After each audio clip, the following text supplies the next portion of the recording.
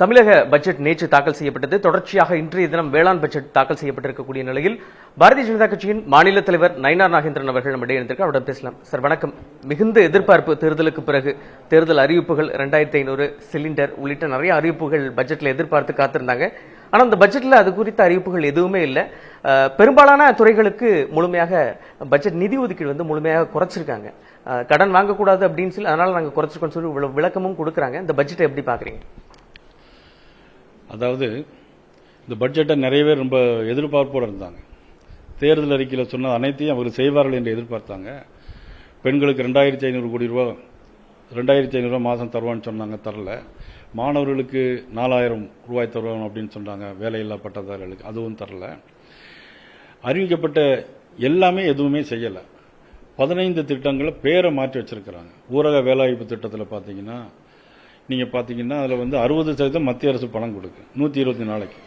இவங்க 40% போட்டு 105 நாளைக்கு கொடுக்க முடியும். ஆனால் இவங்க கொடுக்கறது இப்போ என்னென்னா அதையும் நாளை மட்டும் கூட்டி சொல்லியிருக்காங்க தவிர அதற்கான அமௌண்ட்டை ரொம்ப குறைச்சிருக்காங்க.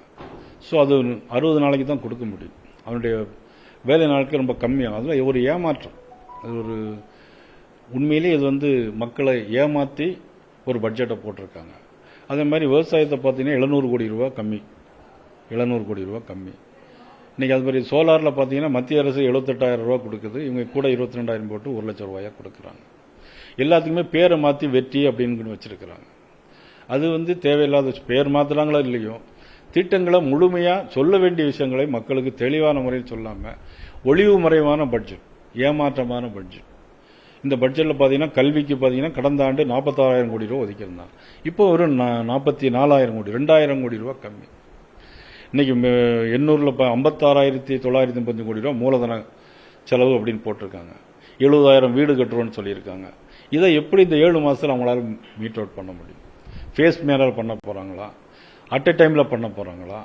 70,000 வீடுனா மாதம் 10,000 வீடு கட்டணும். இது முடியுமா? இது சாத்தியமா? இல்லை ஏமாற்று வேலையா? இது ஒரு காலி பாத்திரமான பட்ஜெட்.